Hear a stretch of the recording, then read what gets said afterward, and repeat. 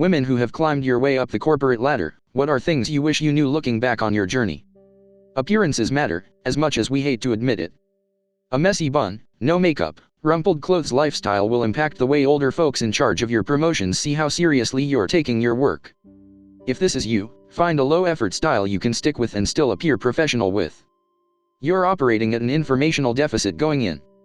Make friends with your managers and people across the org who are older and have more experience than you.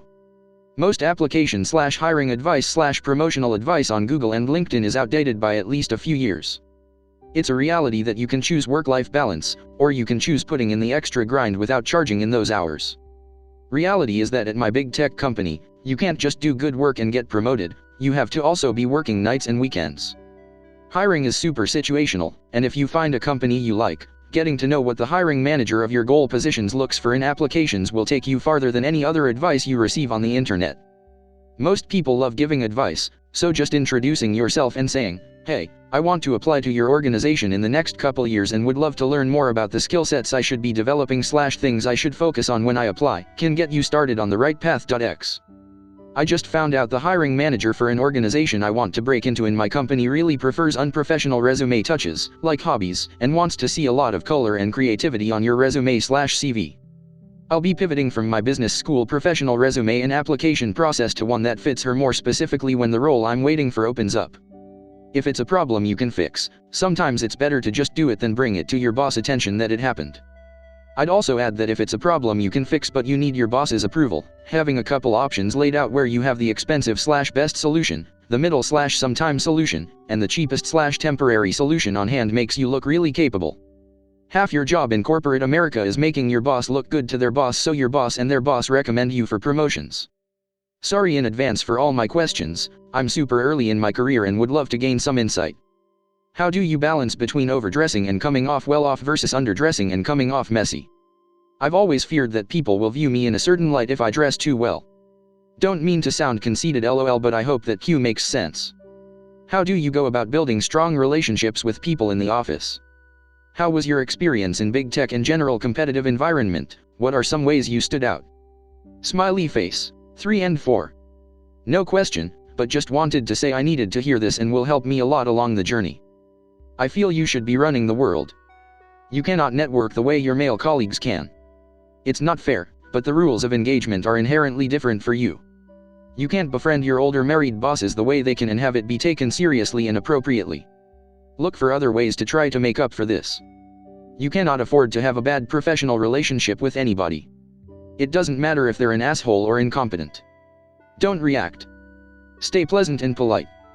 Never engage in office gossip or drama. Find a way to at least have a professional working relationship with everybody. The corporate structure is tricky and shifts a lot. Someone below you one day can quickly become someone above you the next day.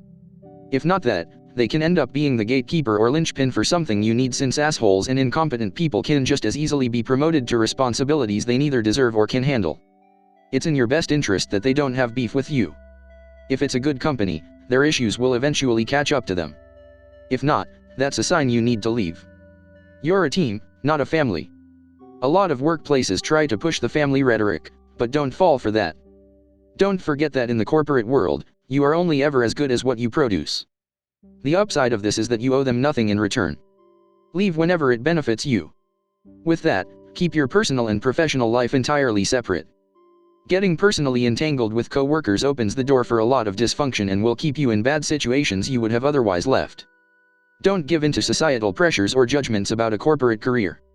You don't have to explain yourself to anybody. There's a lot of popular stigma against soulless corporate people, cubicle farms, sitting at a desk all day, etc. It's true it's not for everyone, but at the end of the day someone's got to do it, and it's totally possible to thrive and even be happy in that environment. It takes a lot of unquantifiable soft skills to forge a successful corporate career. That takes both hard work and talent, especially as a woman. It's okay to be proud of that. I used to feel guilty asking for more money, even though I was a kick-ass worker. I wish I had snapped out of that earlier. How do you hold those conversations now?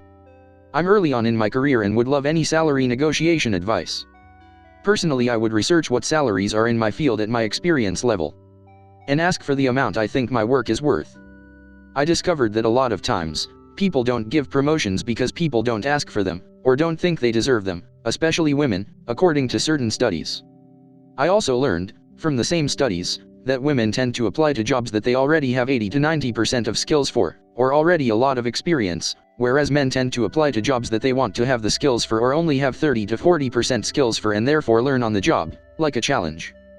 This apparently is due to the imposter syndrome that a lot of women experience and need to prove they are competent/worthy of the job they want or have when most men don't care about that aspect of their job or applications. So I would tell my younger self, ask for what you're worth, and take a job where you can grow. Speaking from my experience, if you are not a person who wants to spend all your time at work for years and years, it isn't worth it. I became a manager after 6 years, starting from the very bottom in a big consultant firm, which was my goal after graduation.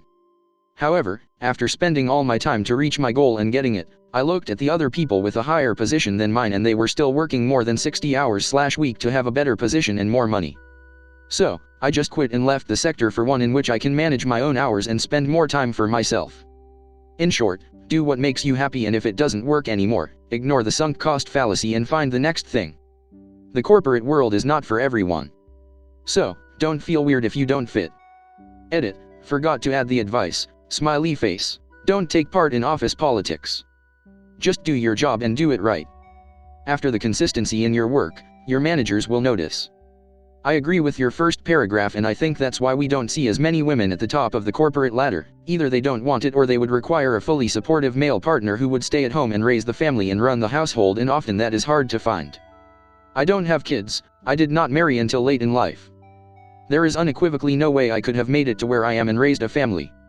We have to put in 60+ hour weeks, I had to network in the evenings after hours, happy hours, on weekends. I had to travel multiple times a week for years and years. It's tough. Yes. I am happily single. Sometimes, my manager would talk about how we should use our weekends to work more and also to get additional degrees. I would spend my weekend with cleaning, cooking, etc. I wished I had a wife doing all these things for me, so I would only have to focus on work too. I cannot imagine being a wife, mother, and a businesswoman. There are many women doing it, but it is not good for their health or mental well-being. The only thing I have to add to these other ladies, I wish I knew when to walk away from a job sooner. If a boss is demanding and doesn't recognize your efforts and won't pay what you're worth, do not stick around. Get out as quickly as you can, because another company will do those things. Trust your gut feelings when looking at new opportunities. If something feels off in the interview process, trust that. I know you didn't ask about this specifically, but it's nearly impossible to thrive and grow in your career without a supportive partner if you have one. No partner works, supportive partner works, but unsupportive partner will suck the life out of you. If you choose to have a partner, make sure it's someone who understands your goals and motivations, won't complain about the late nights and weekend work, and won't make you feel guilty if you need to travel, etc. Yup. Don't marry your glass ceiling. A good partner is a godsend. My husband is an asset to my career because he keeps all the parts of my life going that I don't have time to run. But if you have a partner at home who is going to whine at you and make your life harder instead of easier, you're better off alone.